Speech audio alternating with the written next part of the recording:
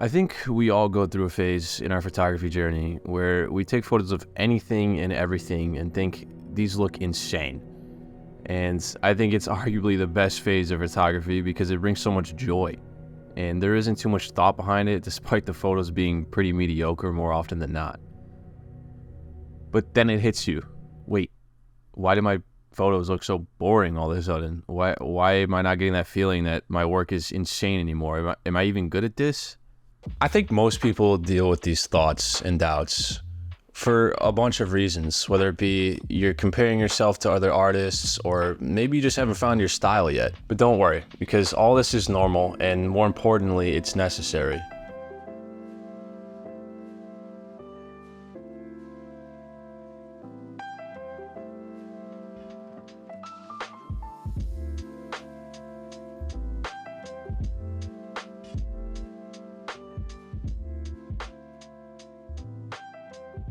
It is very important to understand that there are phases to your photography journey that you have to go through, and there's really no way to avoid it. Oh, but that sounds so bad on the mic that's right next to my throat.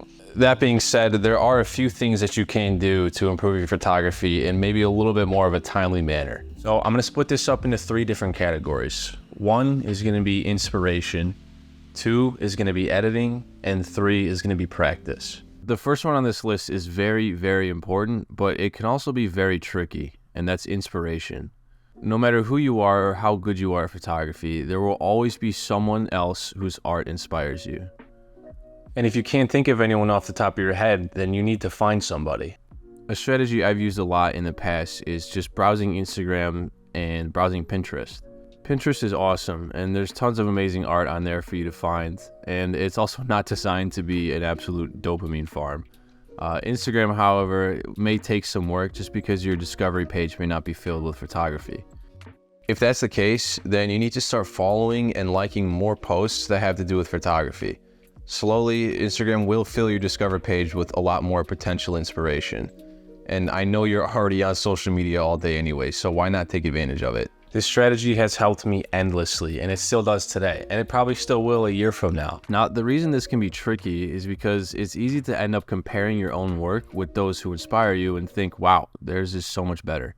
This is a difficult predicament because on one hand, you're inspired by the work, but on the other, you can easily get frustrated that yours doesn't look as good as theirs.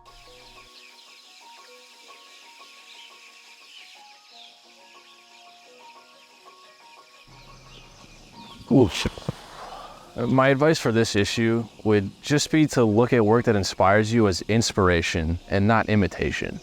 And what I mean by that is if you find work that inspires you, don't try to imitate it. Try to just let it inspire you. And that's kind of a hard, blurry line to understand, but it's pretty key to make sure that you don't get frustrated when you look at other work that inspires you.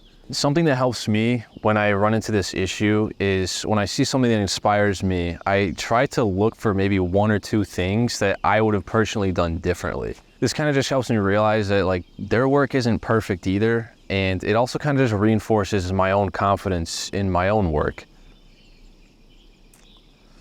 It's cold. I don't know why I'm doing this in February, but what are you gonna do? Sue me, you know? The second thing on this list is editing. And now I know not all photographers revolve around editing, but in my personal opinion, I believe that editing is 40 to 50% of the art. I believe that it's important to be able to take well-composed shots, but I also believe that the editing can make or break the photo. I personally use Lightroom Classic to edit my photos, and I think most of us do for good reason. And if you're thinking to yourself, I don't really know how to edit, what am I supposed to do? My answer is painfully simple. Tutorials. There are countless here on YouTube, and honestly, even more on TikTok and Instagram. If you see a style that you like, figure out what it's called, or just guess, I know I've done that, and find a YouTube tutorial on how to achieve that look. The only reason I know how to edit, videos included, is because some random guy on YouTube taught me how. Eventually, after enough tutorials, you'll realize that you know your way around the software like it's the back of your hand, and now you can go and achieve your own look. And don't be ashamed to need tutorials as well. I still use them today if I'm having trouble. I swear, there's an equivalent to an entire college course of editing tutorials on YouTube, and it's all free, so please take advantage of it. Another thing about editing I want to briefly talk about is presets. There's a bit of a debate in the photography space about presets and whether it's okay to use them or whether you should be ashamed of yourself for using them. I personally believe that there's nothing wrong with using presets. I use presets myself here and there. However, I highly recommend you learn how to edit before you get a preset. Even with presets, you have to understand why they look the way they do and how to adjust them. Presets do not magically work on any photo, despite some of them advertising to do so. You do have to understand how to tweak them to your photos so that they work. Otherwise, they're basically just a waste of money. All right, last but not least, practice. I know you don't want to hear this because I'm sure you've heard it 1,000 times before, but there's a reason for that. You need to actually go out and practice your photography to get better. Take every opportunity you can to practice. If you're a beginner, or even if you're past your beginner stages, take photos of anything that you find interesting. Don't hesitate, just take photos. Don't think about if there are leading lines or if the lighting is perfect. Just take the photo and analyze it later. And yes, at a certain point, it's important that you should be looking for good compositions. But at the beginning, what's important is just taking photos of anything that catches your attention. And sure, you might look back in a year and look at those photos and say, wow, these are terrible. But that's good. That means you've improved. And you wouldn't have improved unless you took those terrible photos.